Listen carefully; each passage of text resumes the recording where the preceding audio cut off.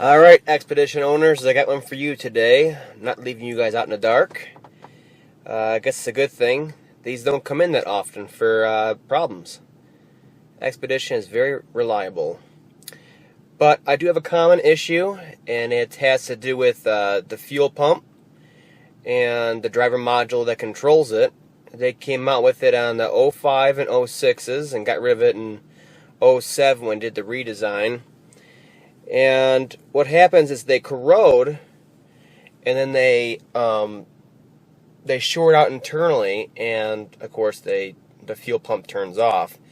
So you can have multiple problems associated with this.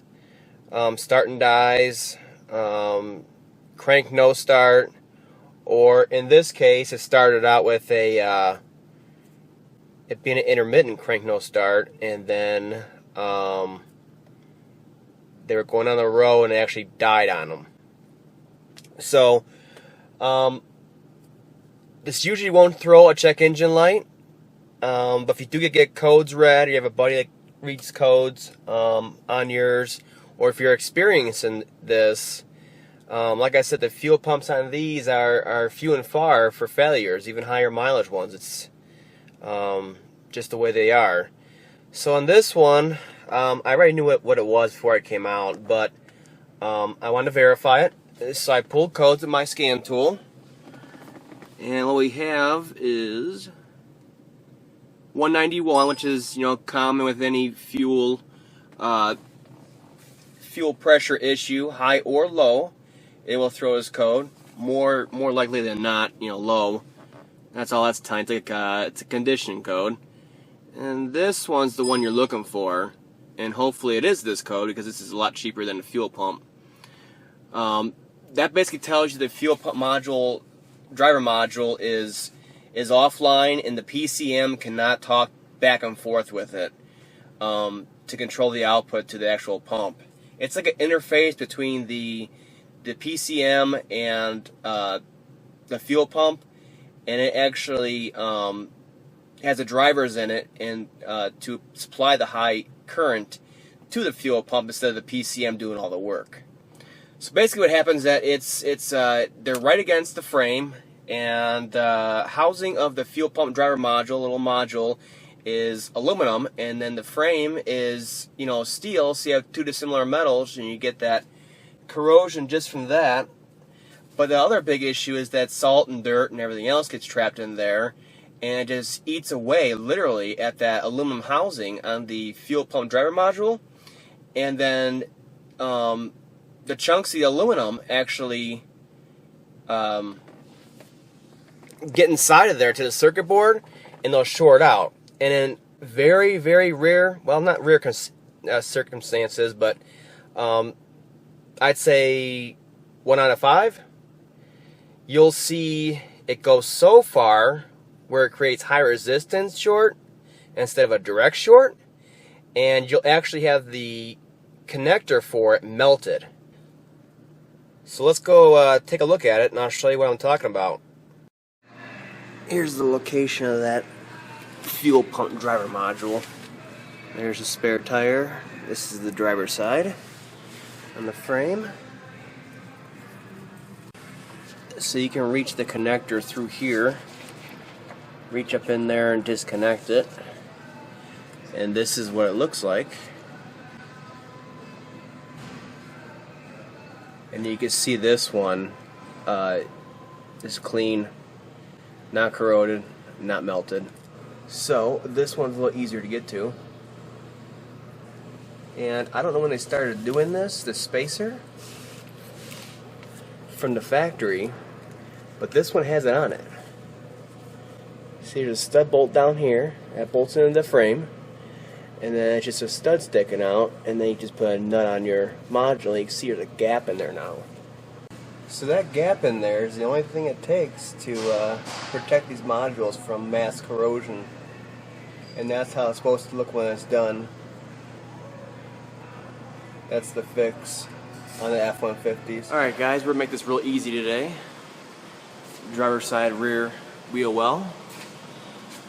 Got the part in for our fuel pump driver module. There's two 5.5mm screws here, one here, one here, and there's one right there. Of course, I pulled most of them out already. This is very easy to get access to. Once we take these screws out, we can actually do this without jacking the car up off the ground. And there you go. It's right there. Now those two 8mm bolts right there hold it to the bracket, and that's just a locating nub right there. Those will probably break off. I'm going to use an impact and we'll see what happens, but they almost always break off, or the housing of the fuel pump driver module just blows apart. Let's see what happens.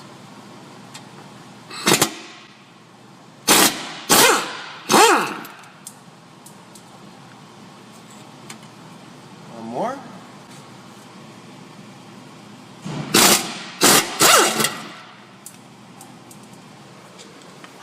They came out.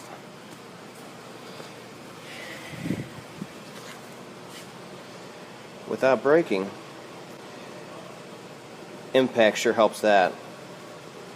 But it doesn't matter because our new way of mounting it is with nuts anyways, which they don't provide. So let's go ahead and pull that driver module out of there. Make sure you got the electrical connector off if you don't already. I got mine off. It's down here on an old driver module. It didn't quite blow through, and I'm using that for to drive the truck into the shop, diagnostics, etc. So here we go. We're gonna pull it off. I'm gonna show you how bad it can be.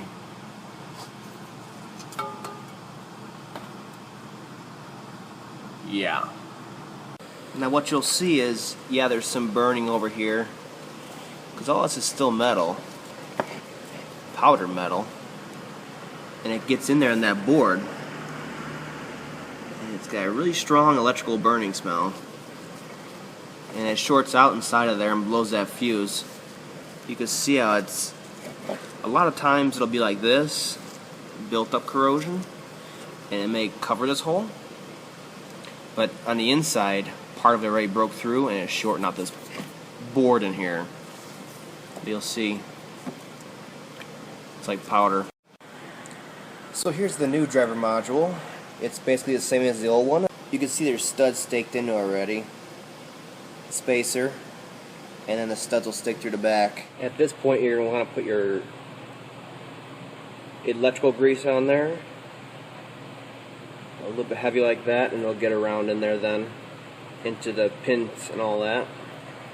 It's XG12 from Motorcraft. Alright, so we're going to reach around with some brake clean on a rag and wipe off any powder or aluminum that's stuck to the bracket here. Chunks of it. Like that chunk. Maybe blow it out if you got air. Alright, so we're going to put the new one in. Connector goes on this side, just like this, and it'll come through the bracket. And you'll see everything will line up just right. You don't need to modify the old bracket.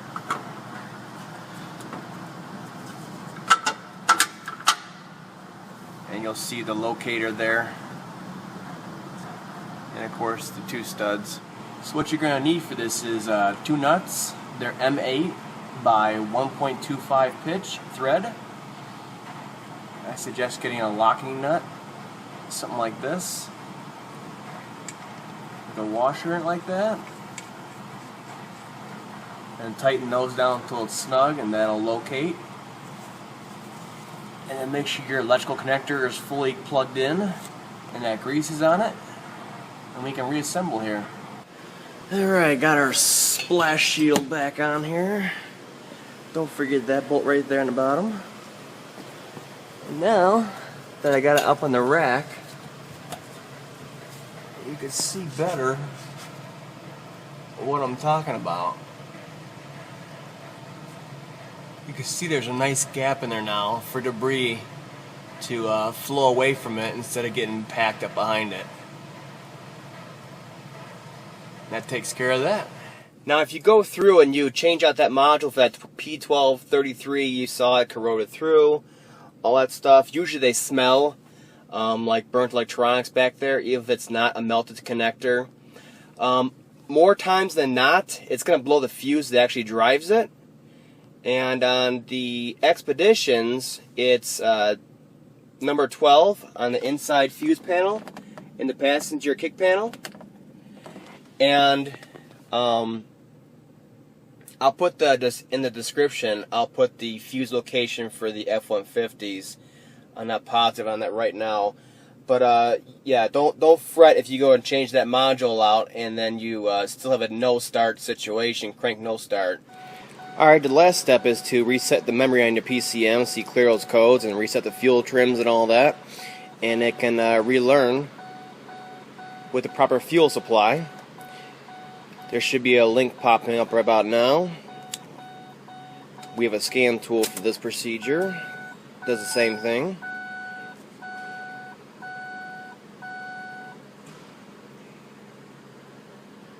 Resetting.